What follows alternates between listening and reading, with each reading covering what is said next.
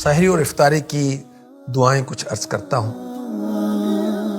اللہ کا کرم ہے، اللہ نے ہمیں روزے جیسی عظیم نعمت عطا فرمائی، اور پھر کرم ہی کرم ہے کہ روزے پر قوت حاصل کرنے کی ہمیں سحری کرنے کی اجازت دی، اور صرف اجازت نہیں بلکہ اس میں ہمارے لیے ثواب ہے۔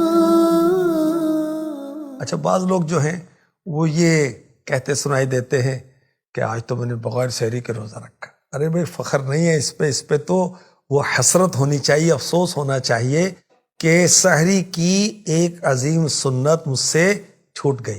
ایک بزرگ رحمۃ اللہ تعالی علیہ فرماتے ہیں، اللہ نے اپنی رحمت سے مجھے اتنی طاقت دی ہے کہ بغیر کھائے پیے زندگی گزار سکتا ہوں، مگر چونکہ کھانا پینا سنت ہے اس لیے میں کھانا کھاتا ہوں، اور میرے نزدیک سنت کی پیروی 1000 سال کی نفل عبادت سے بہتر ہے۔ تو سحری کرنا سنت مصطفیٰ ہے۔ سحری کا وقت کون سا ہوتا ہے؟ سحری کا وقت آدھی رات سے شروع ہو جاتا ہے، اور سحری میں تاخیر کرنا افضل ہے۔ پیارے آقا صلی اللہ علیہ وآلہ وسلم نے فرمایا، اللہ پاک کو سحری میں تاخیر کرنے والے پسند ہیں، محبوب ہیں، پیارے ہیں۔ سحری میں تاخیر کرنے سے کیا مراد ہے؟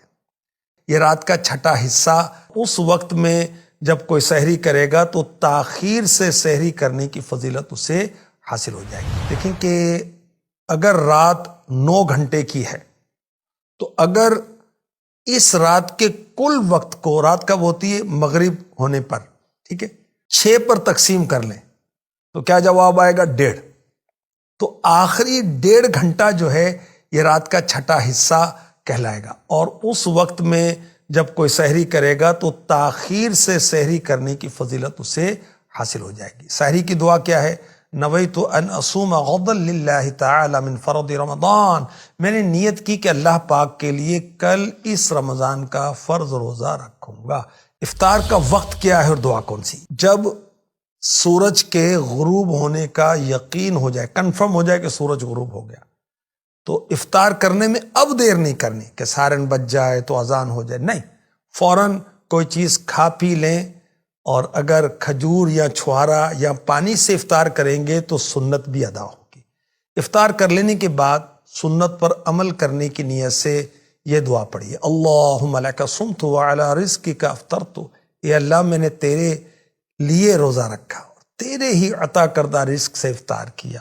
پیارے آقا علیہ الصلوۃ والسلام کی یہ سنت ہے، اور مولا علی مشکل کشا رضی اللہ تعالی عنہ کو میرے آقا علیہ الصلوۃ والسلام نے ایک بار یہ فرمایا، اے علی رضی اللہ عنہ، جب تم رمضان کے مہینے میں روزہ رکھو تو افطار کے بعد یہ دعا پڑھو، اللہم لک صمت وعلیک توکلت وعلی رزقک افطرت، اے اللہ پاک میں نے تیرے لیے روزہ رکھا اور تجھی پر بھروسہ کیا اور تیرے ہی عطا کردہ رزق سے افطار کیا، تو تمہارے لیے تمام روزہ داروں کی مثل اجر لکھا جائے گا، اور ان کے ثواب میں بھی کمی نہیں ہوگی۔ روزے کی نیت کے چند احکام بھی سن لیجئے۔